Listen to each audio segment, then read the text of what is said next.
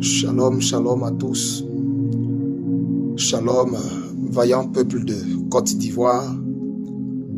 Shalom à toutes les Ivoiriennes, à tous les Ivoiriens. Shalom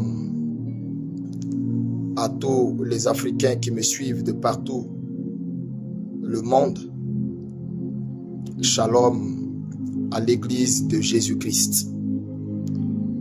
Alors ici le prophète Eli Pada, votre frère, votre fils et votre serviteur.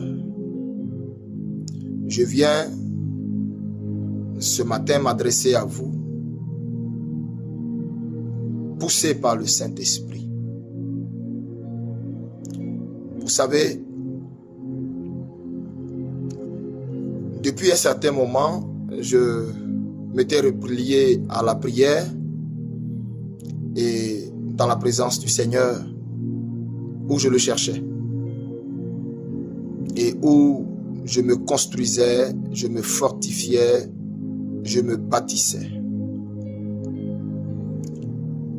Sorti de ce moment de jeûne où mon corps avait fortement été éprouvé, le Seigneur m'avait donné des messages et je ne voulais pas paraître devant vous tout amaigri. Alors, j'ai préféré procéder par des audios. Je voudrais confirmer que ces audios que vous avez vus ou entendus sont bel et bien de moi. Tous ces audios que vous avez entendus, que vous avez écoutés, sont bel et bien de moi. Aujourd'hui, vu le caractère solennel du message que j'ai à adresser à la Côte d'Ivoire et à un individu en particulier à qui le Seigneur me demande de faire une commission, vu le caractère du message, il fallait que j'apparaisse en vidéo. C'est pour cela, comme je sais que la chair a commencé à me recouvrir, alors je fais cette sortie. Soyez tous bénis. Soyez tous bénis. Je voudrais, avant tout propos, prier et recommander ce moment au Seigneur. Père, mon âme te rend grâce. Mon âme te bénit. Merci. Merci pour la grâce que tu me fais de parler en ton nom, de m'adresser à ton peuple, de faire connaître tes oracles, de faire connaître ta pensée. Non parce que je suis meilleur que les autres, mais parce que tu as trouvé et tu as jugé bon et tu m'as donné de trouver grâce à tes yeux. Que mes paroles soient tes paroles. Dispose de moi comme bon te semble. Me voici, Seigneur. Parle à travers moi. Proclame tes oracles à travers moi. Que ton seul nom soit béni. Que tout soit pour toi, Seigneur, et rien pour moi. Que tous les regards soient orientés vers toi et non sur ma ville personne. À toi seul la gloire, la sainteté, l'honneur. Au nom de Jésus, j'ai prié.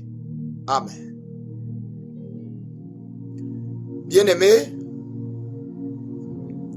il y a des moments dans une vie où un homme de Dieu, un envoyé de Jésus-Christ, doit prendre la parole.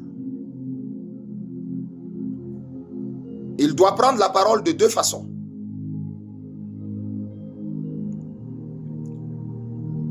Soit parler de la part de Dieu, proclamer l'oracle de Dieu, si Dieu met sa parole sur sa bouche, ou si donc il n'a pas la parole de Dieu sur sa bouche et la pensée de Dieu, il y a la deuxième façon de prendre la parole, qui est de proclamer son indignation face à une souffrance collective qu'on a décidé de faire vivre au peuple de Côte d'Ivoire. Je voudrais que vous m'écoutiez attentivement. Ce que je vais dire ce matin, c'est la pensée de Dieu. Je n'entre en clash contre personne. C'est pas pour ça que je suis là. Je ne suis pas là pour un buzz quelconque. Ça ne m'intéresse pas. Je sais ce que Dieu m'a montré. Où va la Côte d'Ivoire? La Côte d'Ivoire est en train de partir vers sa libération. Écoutez-moi attentivement. Bien-aimés, on ne peut pas être serviteur de Dieu. On ne peut pas dire qu'il y a l'église de Jésus-Christ en Côte d'Ivoire, qu'il y a des représentants de Jésus-Christ en Côte d'Ivoire, et regardez tout ce qui se passe. Ces familles qui pleurent, ces vidéos que vous voyez partout, des gens qui pleurent, des familles qui pleurent parce qu'on a détruit leurs biens, parce qu'on a détruit leur héritage, ce que leur ont légué leurs papas, ce que leur ont légué leurs parents. Des familles pleurent parce que leurs souvenirs sont sous des décombres. Des familles pleurent parce que leur avenir est sous des décombres. Des familles pleurent parce qu'ils ont perdu quelque chose de précieux que leur a donné un parent qui est peut-être décédé. Et tout ça est sous des décombres. Des familles pleurent parce que des cahiers, des livres, des stylos, des kakis de leurs enfants, peut-être qu'ils sont allés prendre à crédit, ils ont souffert pour payer, se trouvent sous des décombres. Des familles pleurent parce que d'autres étaient au travail et ils ont détruit leur maison, leurs biens derrière eux. Des familles pleurent parce que d'autres étaient en voyage, d'autres étaient peut-être aux funérailles quand ils ont détruit leur maison derrière eux. Des enfants pleurent parce qu'ils sont rentrés de l'école, ils n'ont nulle part où dormir. Ils doivent repartir dans l'après-midi. La maison est cassée. Ils n'ont pas mangé. Ils doivent repartir à nouveau à l'école dans l'après-midi. Ils ne peuvent ni se changer. Leur maison a été détruite. Et dans la Côte d'Ivoire, il y a des hommes de Dieu. Il y a l'église de Jésus-Christ. Il y a des évêques. C'est comme ça qu'ils se font appeler. Des évêques qui sont en Côte d'Ivoire.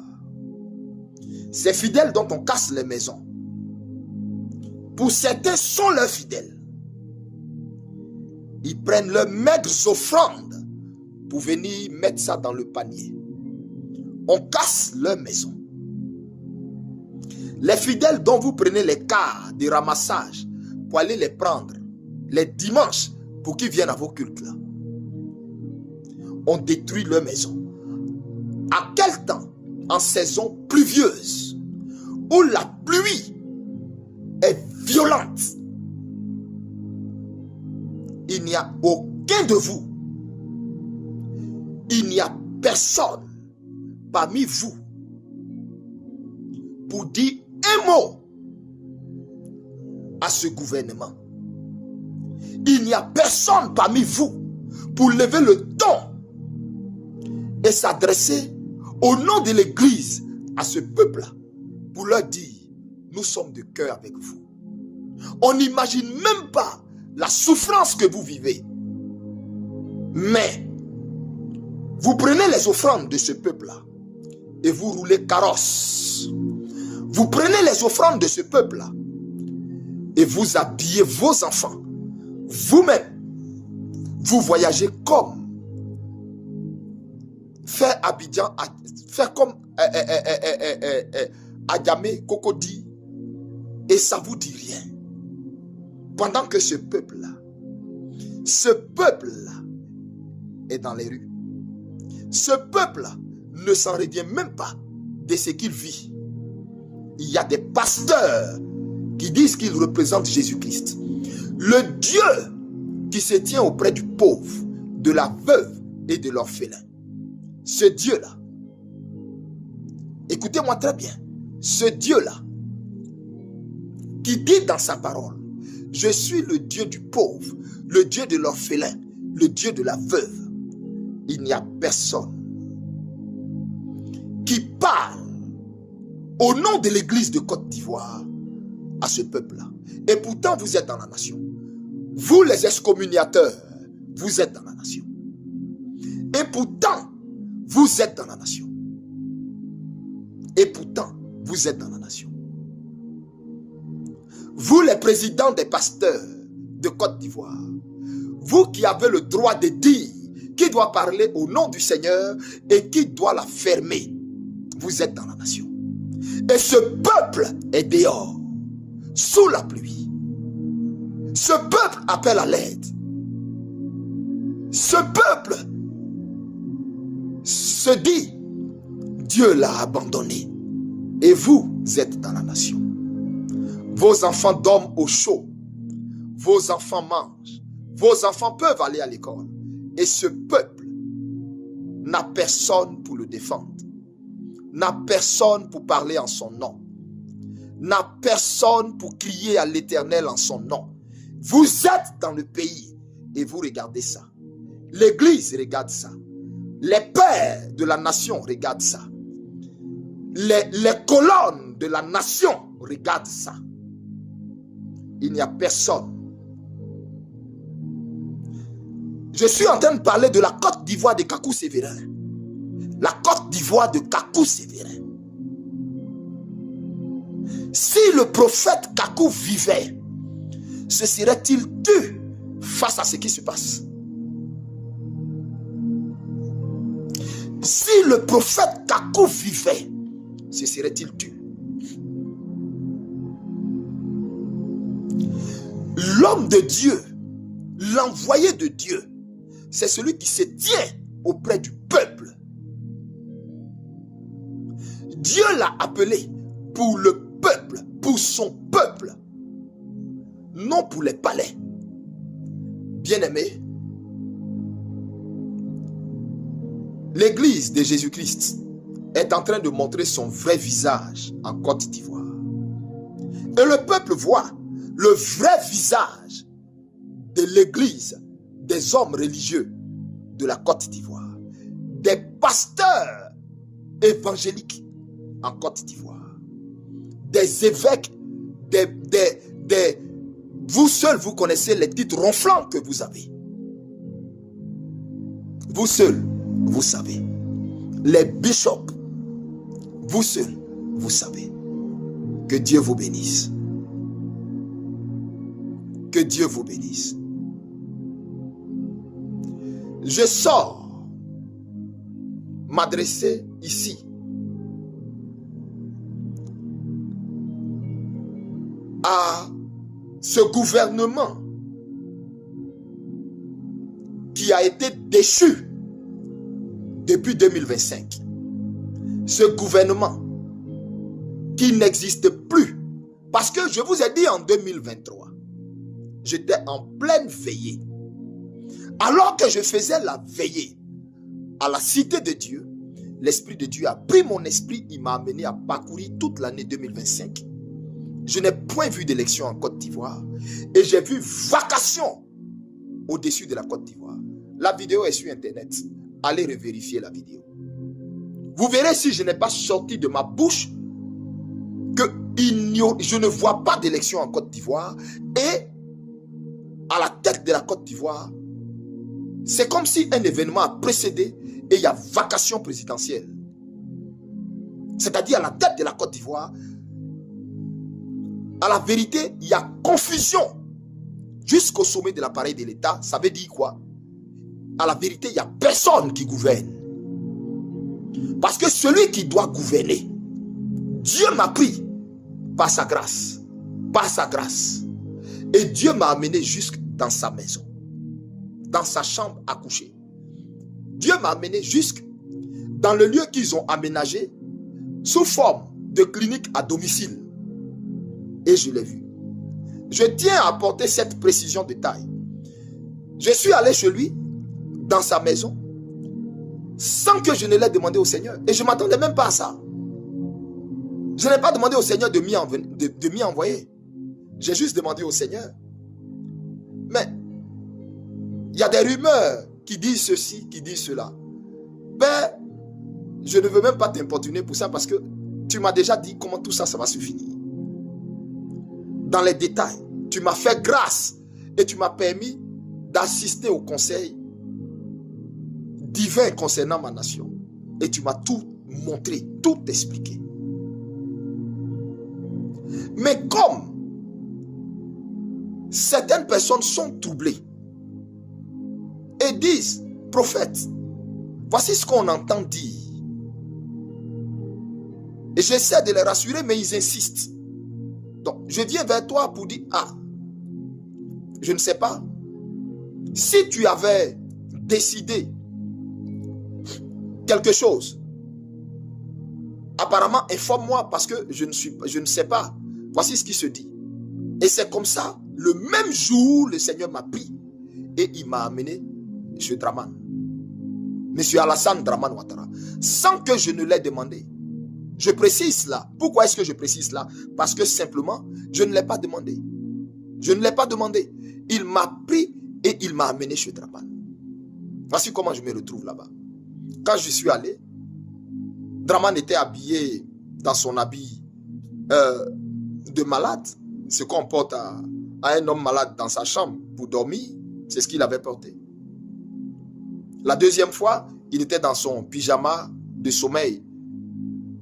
Je ne suis pas allé trouver Dramane, je ne sais pas moi, non, Dramane était couché chez lui à la maison, dans ses vêtements de nuit. Et c'est comme ça, j'ai vu tout ce qui se passe chez Dramane. Dans l'audio que j'ai fait, je me suis abstenu par respect de décrire tout ce qu'il y a dans sa chambre. Puisque j'y étais, Dieu m'est témoin. Dieu m'est témoin. Dieu par sa grâce. Bien-aimés frères, c'est étant chez lui, j'ai vu tout ce que cet homme vivait, toute la souffrance, tous ses cris, tout ce qui se passait, que je vous ai décrit. Et tout ce que je vous ai dit, c'est ce qui se passe dans le corps d'Alassane Dramane Ouattara. C'est ce qui se passe sur Alassane Dramane Ouattara. Mais là, aujourd'hui, je suis venu pour leur faire connaître à eux et à un individu particulièrement cet oracle qui est scellé, que j'avais annoncé. Mais je viens maintenant pour en donner les détails. Vu que, apparemment, cet individu pour lequel Dieu me fait sortir ce matin, qui se nomme Cissé Bakongo, cet individu qui se nomme Cissé Bakongo, cet homme sans cœur, et qui prend un plaisir jouissif de voir des enfants à la rue, alors qu'il en a, qui prend un plaisir jouissif de mettre des mères à la rue, alors qu'il avait une mère. Cet individu qui prend ce plaisir jouissif, pour qui il se sent homme. Il se sent homme de mettre des personnes sans défense, des innocents à la rue, en temps pluvieux. En temps pluvieux. Mais avant de lui faire connaître ce que Dieu m'amène à lui dire aujourd'hui, écoutez-moi. Est-ce que lui-même, il sait l'acte qu'il pose? Il y a quelqu'un qui a dit dans ce pays appelé la Côte d'Ivoire, dans lequel vous vivez, que quand on t'envoie, il faut savoir toi-même t'envoyer. C'est quelqu'un de très, très célèbre, très emblématique qui l'a dit. Quand on t'envoie là, toi-même, il faut savoir t'envoyer.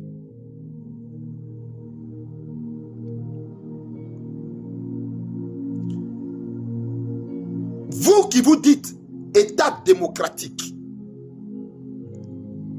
la démocratie mensongère qui est dans votre bouche que vous dites à longueur de journée là, cette démocratie mensongère, le pays où vous l'avez enlevé, cette démocratie mensongère, les pays européens où vous les avez enlevés là, cette démocratie là, même quand il veut casser la maison d'un seul individu qui est même en bordure de route ou même en plein milieu d'autoroute, cet individu là, on l'avertit, on lui envoie à plusieurs reprises des documents pour l'avertir, pour discuter, négocier avec lui, ainsi de suite, jusqu'à trouver un compromis pour que cet homme soit relogé et par la suite, on peut détruire son bien. Dans les pays démocratiques, vous qui dites que vous êtes un pouvoir démocratique, dans les pays démocratiques là, voici comment ça se passe. Voici comment ça se passe. Vous direz certainement, on les a avertis, et etc. et autres. Mais le temps dans lequel nous sommes, est-ce un temps où on peut mettre quelqu'un dehors? Vous savez,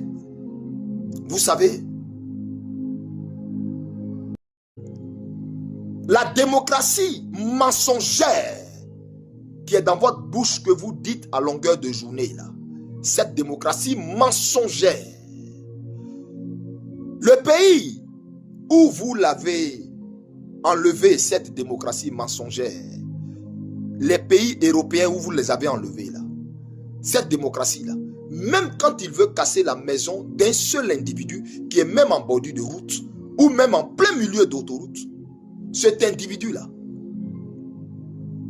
on l'avertit, on lui envoie à plusieurs reprises des documents pour l'avertir, pour discuter, négocier avec lui, ainsi de suite, jusqu'à trouver un compromis pour que cet homme soit relogé et par la suite, on peut détruire son bien. Dans les pays démocratiques, vous qui dites que vous êtes un pouvoir démocratique, dans les pays démocratiques là, voici comment ça se passe. Voici comment ça se passe. Vous direz certainement, on les a avertis, et etc. et autres. Mais le temps dans lequel nous sommes, est-ce un temps où on peut mettre quelqu'un dehors? Vous savez, le pouvoir vous est monté à la tête. Si c'est Bakongo, l'argent t'est monté à la tête. Le pouvoir t'est monté à la tête. Et tu te prends pour Dieu. Et tu te prends pour Dieu.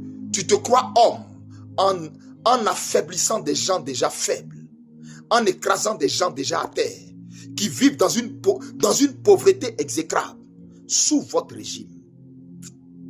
Tu te crois homme en humiliant vos propres partisans. Simplement parce qu'ils ne sont pas allés chercher vos propres cartes d'électeurs. En fait, ce que vous êtes en train de faire à vos partisans, c'est parce qu'ils ne sont pas allés chercher vos cartes d'électeurs. Vous savez qu'il n'y a pas eu élection. Vous le savez. Et comme vous le savez, vous le leur faites payer. Vous le leur faites payer. La honte dans laquelle vous êtes, vous le leur faites payer. Ce peuple qui n'a pas de force, parce que victime de vos enchantements et vos envoûtements, il y a un Dieu dans les cieux qui parle pour eux et qui m'amène à sortir. Je répète, il y a un Dieu dans les cieux qui parle pour eux et qui m'amène à sortir. Ce Dieu dans les cieux qui fait pleuvoir sur les justes et les méchants m'amène à sortir pour te faire connaître ton sort à toi et ce gouvernement. Je vais vous donner les détails.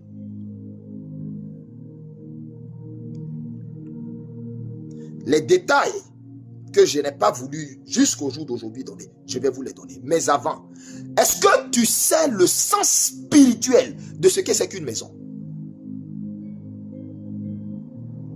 Même quand Jésus voulait illustrer ce que c'est qu'un homme bâti, dont la vie est bâtie en Dieu, en Christ, il a représenté cet homme sous la forme d'une maison.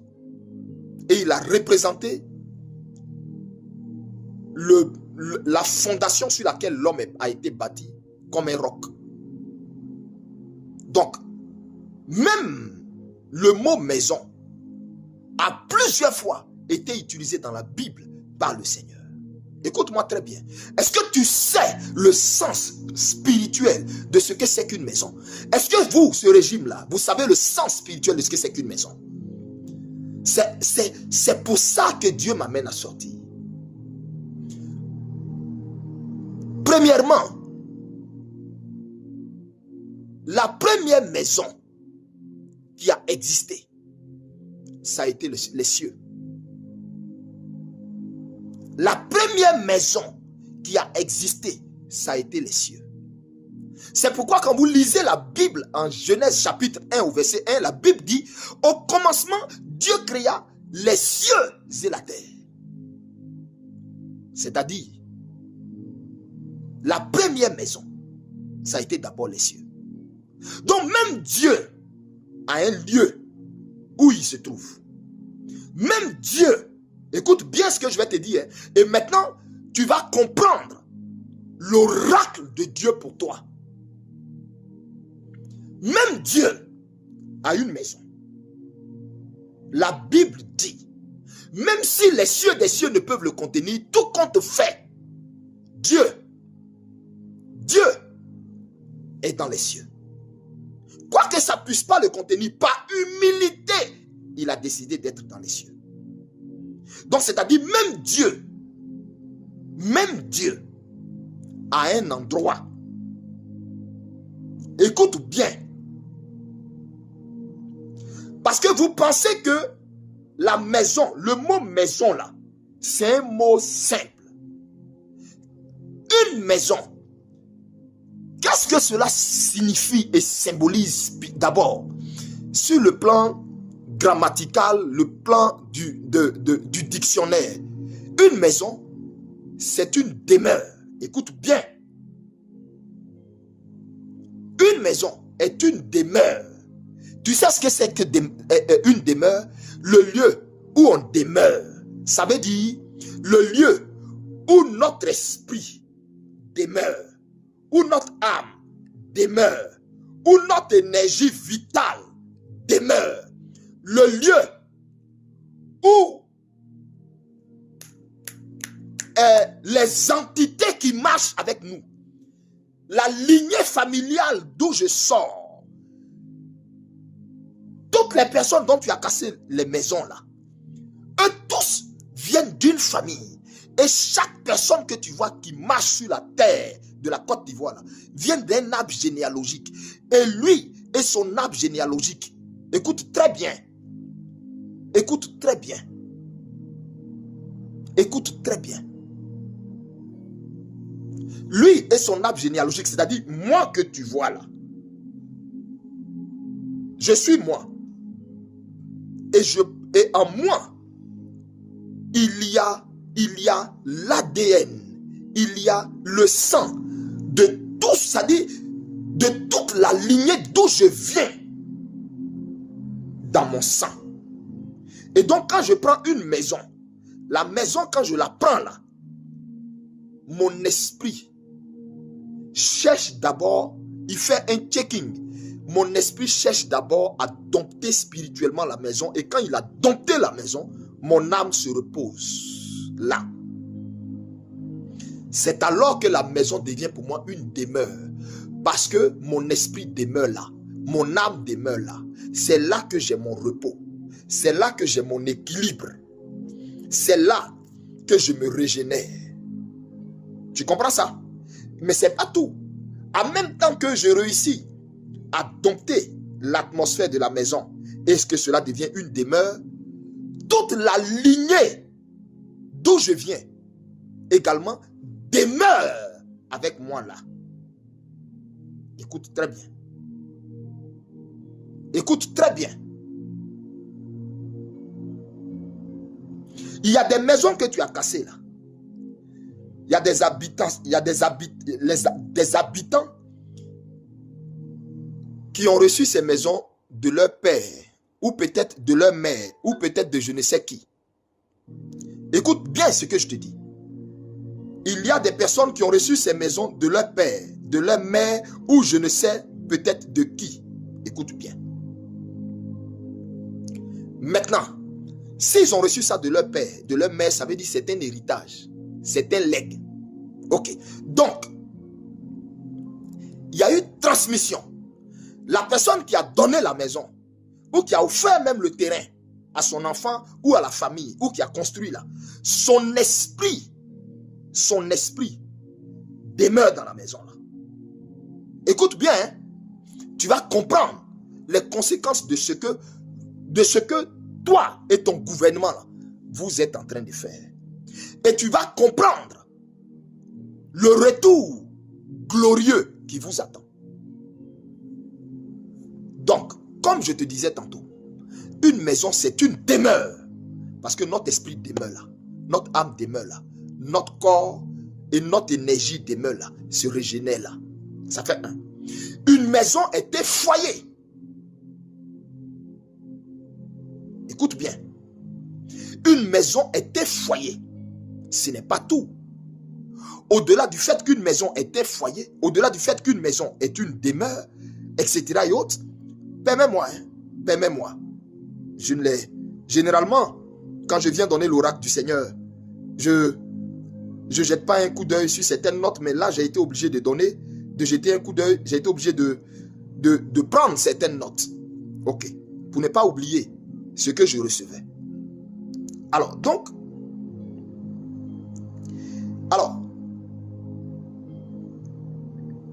une maison est un lieu de repos. Suis-moi bien. Hein? Une maison est un lieu de repos. C'est une demeure. C'est un lieu de repos.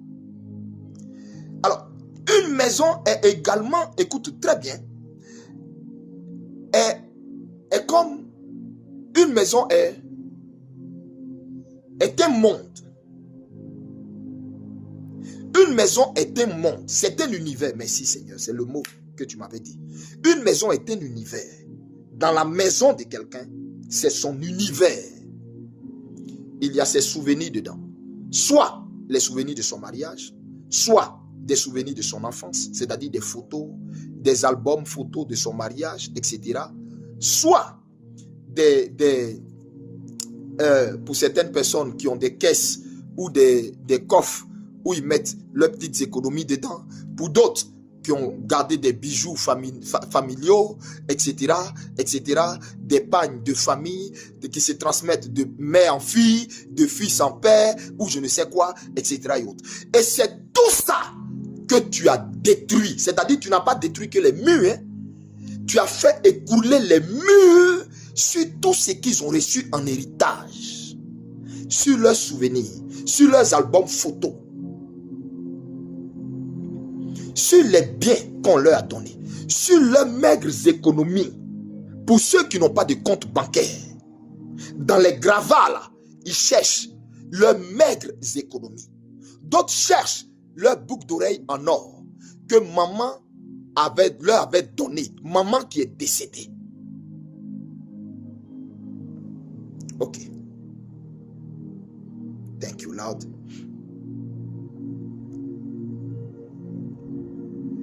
Une maison est également un refuge. Je répète.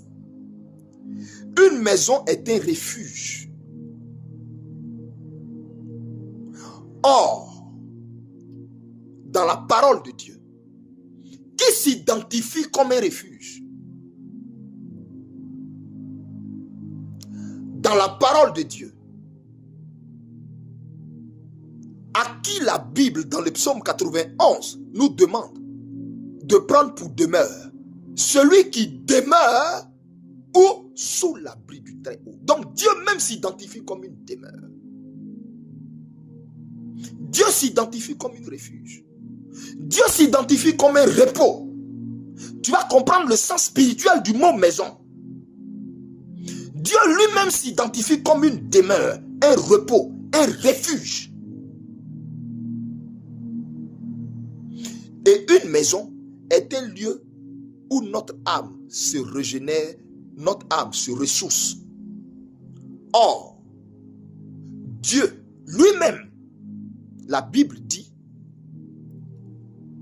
ceux qui sont fatigués, épuisés, écoute bien, Dieu renouvelle leur force. Donc Dieu s'identifie comme le renouvellement. Or, la maison est un lieu de renouvellement.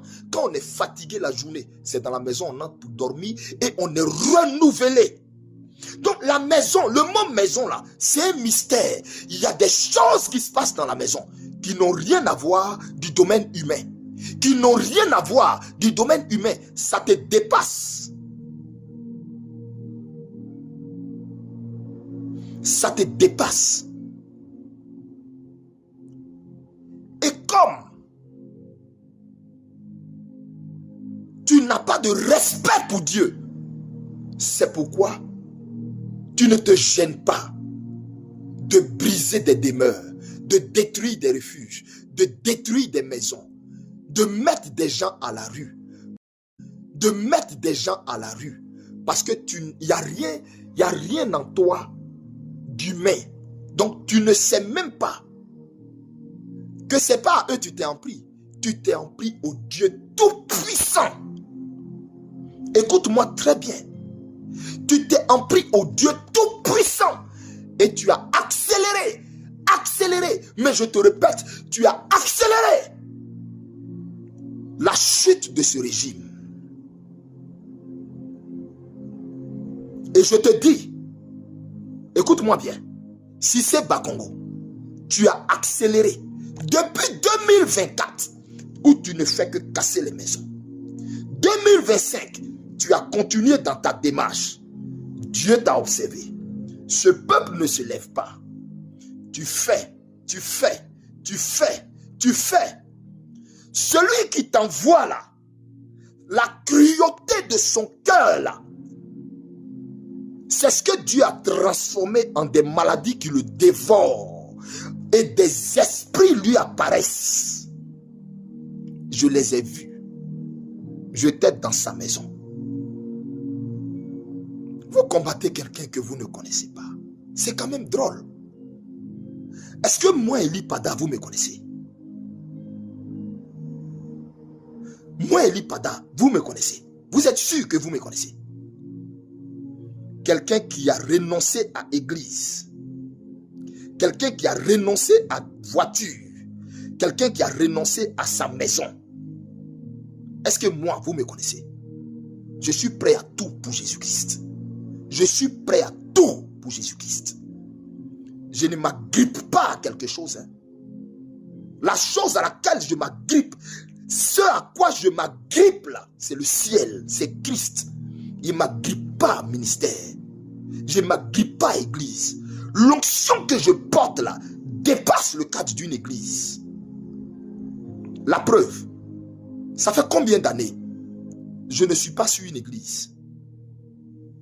Combien d'années je ne suis pas sur une église? Mais qui fait grandir l'estime d'Eli Pada dans le cœur de toute la nation? Qui? Et pourtant, Eli Pada ne s'arrête à aucune chaire pour prêcher depuis près de 3 ans. Là où plusieurs prêchent tous les dimanches, Eli Pada n'a pas de chair pour prêcher. 3 ans.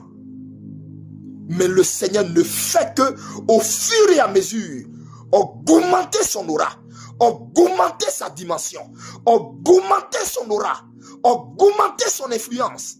Et pourtant, il n'est pas arrêté sur un pupitre. Et pourtant, tous les dimanches, il ne dit pas recevez, recevez, recevez, recevez. Ça te dit rien? Ça te dit rien? Ça te dit rien? Il y a des gens qui sont prêts à tout pour Dieu. Il y a des gens qui sont prêts à tout pour Dieu. Ce n'est pas encore le moment pour moi de parler. Mais tu sais à quoi j'ai renoncé? Est-ce que tu sais à quoi j'ai renoncé? Je pouvais me lever tranquillement et puis aller, comment on appelle, vos convocations là, aller répondre à cela, tranquillement. Et puis aller répondre à ces convocations. Et tout ce que vous alliez faire là, c'était des négociations. Ouais, faut plus faire ceci, faut plus prophétiser, faut plus tant. Et puis j'allais dire oui, il n'y a pas de problème. Et puis je me rangeais de votre côté. Et puis, voilà, Claude Sailly allait venir me donner des voitures, vous allez venir me donner des ceci, etc. Et puis j'allais être corrompu. Voilà, comme tout le monde. Mais il y a tout le monde. Et puis il y a Eli Pada. Il y a tout le monde. Et puis il y a Eli Pada. Il y a tout le monde. Et puis il y a Eli Pada. Pendant tout ce temps où vous me traquez partout là, pendant tout ce temps où vous avez infiltré mon église, et en passant, je vais ouvrir une parenthèse.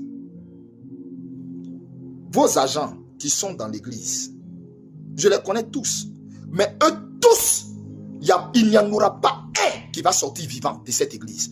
Et je m'adresse à eux qui sont dans l'église, qui se font passer pour fidèles.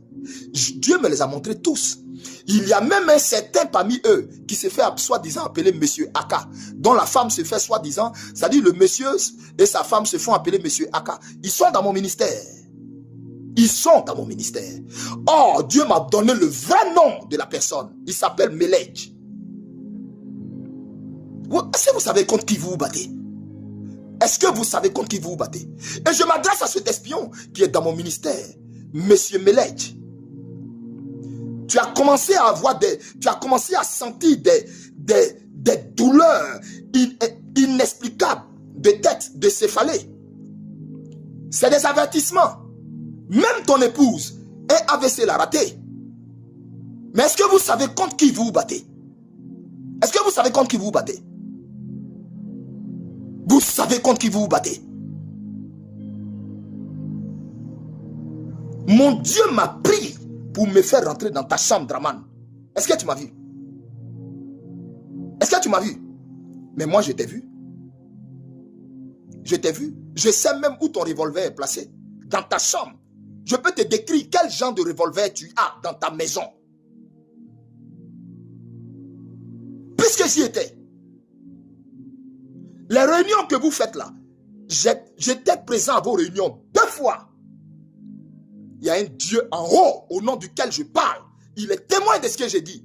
2 fois, j'étais présent à vos réunions. 2 fois. 2 fois, j'avais vu le plan que vous aviez mis sur place. Le plan que vous aviez mis, concocté pour faire abattre Babo. J'avais vu ça. J'avais vu ça. J'avais vu ça. Quand je disais qu'il n'y aurait pas élection en 2025, c'est parce que j'avais vu ça. Et vous savez qu'il n'y a pas eu élection. Vous savez qu'il n'y a pas eu élection. Dans tous les cas, ça dépend de quel côté chacun se trouve pour regarder. Hein. Mais vous savez qu'il n'y a pas eu élection. Vous le savez. C'est la honte, tous les observateurs qui sont venus. C'est la honte. Vous avez sucré leur poche avec de l'argent. Mais je vous pose la question. Qui a fait fuiter les résultats de votre élection la veille?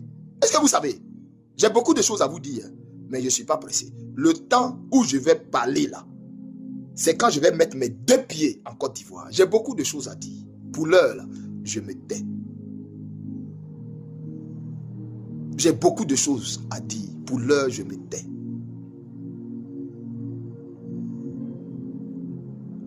Pour l'heure, je me tais.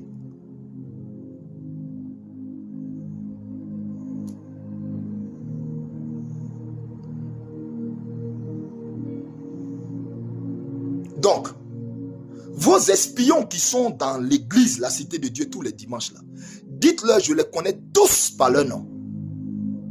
Ils vont, mais la Bible dit,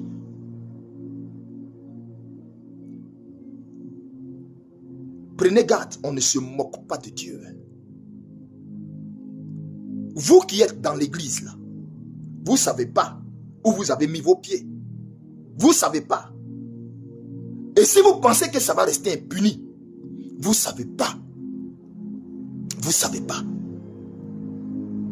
La dimension où, pendant ces 3 ans, sans avoir eu accès à une chair, je suis couché devant mon Dieu. Je suis couché devant mon Dieu. Est-ce que vous savez à quel niveau Dieu m'a amené? Je n'ai pas envie de parler de moi. Je n'ai pas envie de parler de mes expériences, de toutes les visitations, de toutes mes expériences. Vous aurez une très haute opinion de moi. Ça sera attirer l'attention sur moi et détourner le message de Jésus-Christ et amener le message vers ma personne. Mais vous ne savez pas contre qui vous vous battez. Je vous assure que vous ne savez pas. Je vous assure que vous ne savez pas. Je vous assure que vous ne savez pas.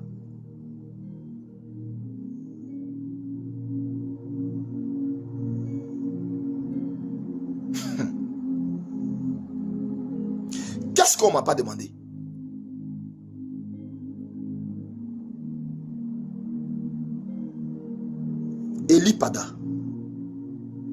Elipada appartient à Jésus-Christ. Bien-aimés,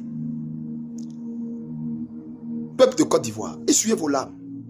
Vous pensez que vous êtes seul? Essuyez vos larmes. Je ne suis pas TikToker. Je ne suis pas influenceur pour que vous me voyez tous les jours sur les réseaux sociaux. Le rôle d'un prophète, là, c'est d'être devant le Seigneur. C'est tout. Si Dieu a quelque chose qu'il veut que je vous annonce, c'est là que vous allez me voir. Mais sinon, je ne peux pas venir tous les jours sur les réseaux sociaux. Je vais venir chercher quoi sur les réseaux sociaux? Mais ça ne veut pas dire que le fait que vous ne me voyez pas sur les réseaux sociaux, je vous ai oublié. Ça ne veut pas dire que le fait que vous ne me voyez pas sur les réseaux sociaux, vous n'êtes pas mon sujet de prière prioritaire. Non, vous êtes mon sujet de prière prioritaire, peuple de Côte d'Ivoire. Et je vous le dis, votre situation est arrivée à son thème. Je dis ça et puis je ne dis plus rien. Vos pleurs là sont arrivés à son thème. Je répète, vos pleurs, suivez mon regard, vos pleurs sont arrivés à son thème.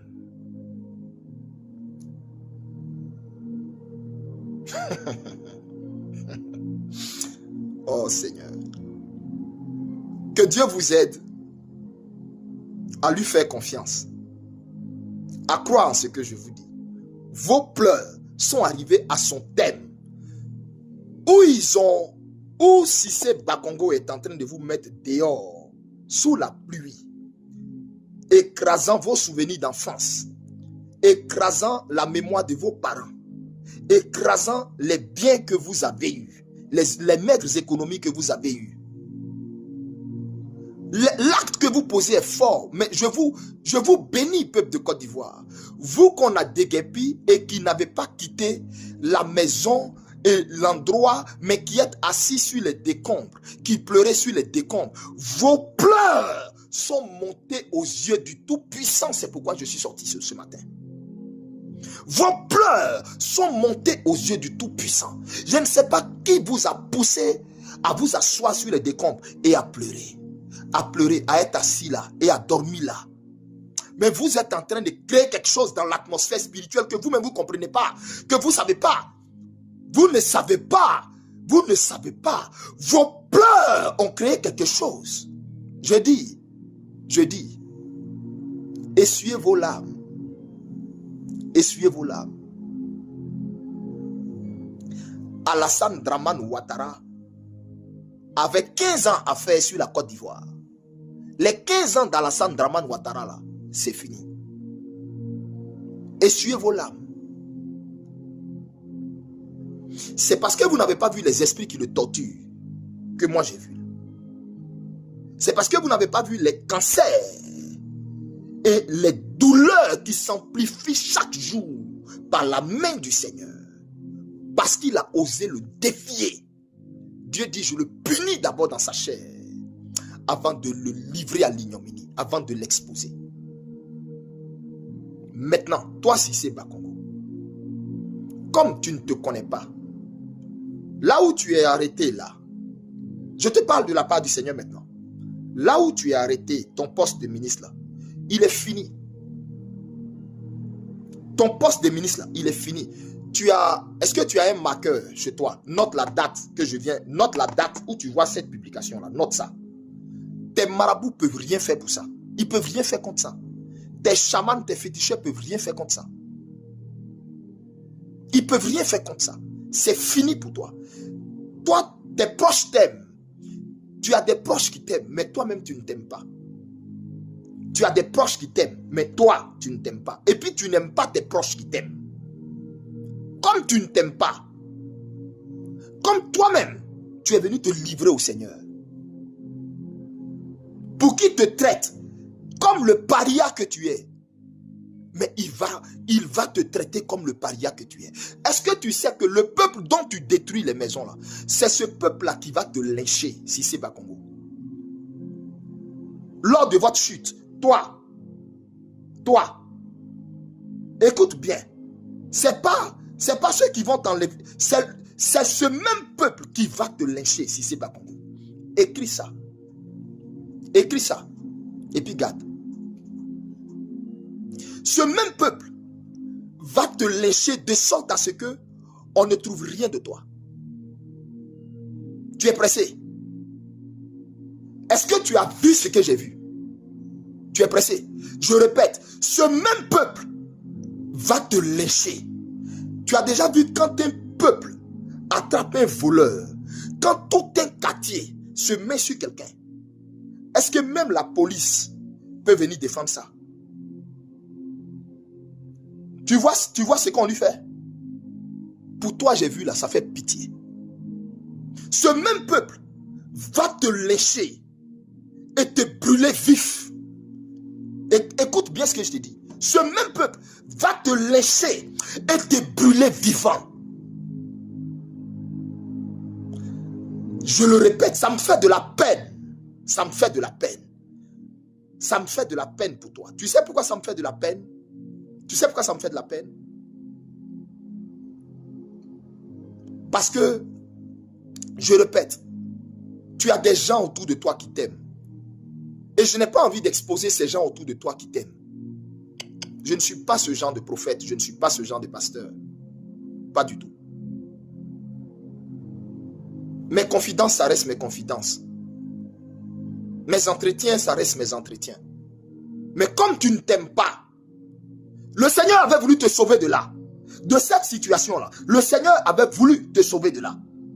De ce qu'il réservait à ce régime-là. Le Seigneur avait voulu te faire grâce. Mais comme c'est jouissif pour toi de faire du mal à des femmes commerçantes, à des enfants, comme c'est jouissif pour toi de faire du mal et tu te pavanes dans ton bureau climatisé.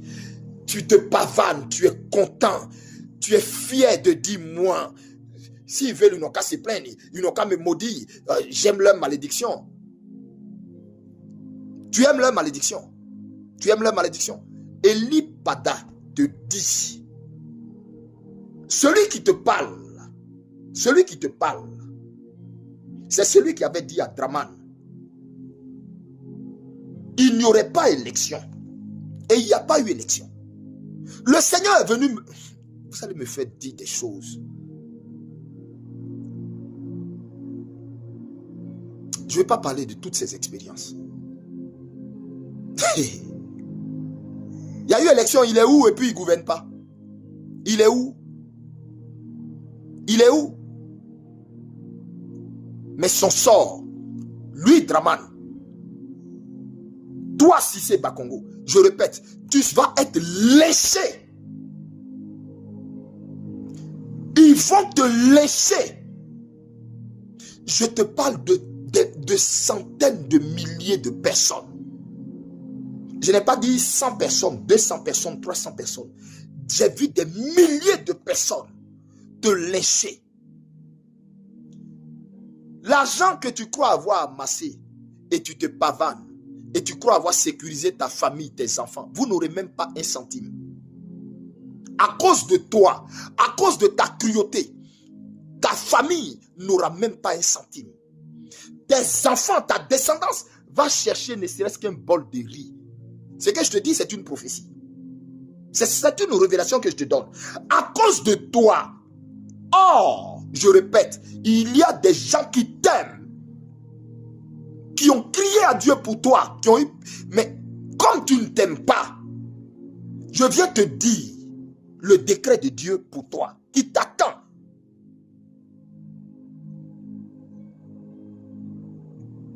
Je viens te dire ce qui t'attend.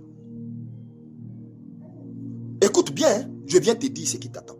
Et puis tu ne peux rien faire contre ça. Tu ne peux rien faire contre ça. Tu vas être pris, léché, brûlé vif.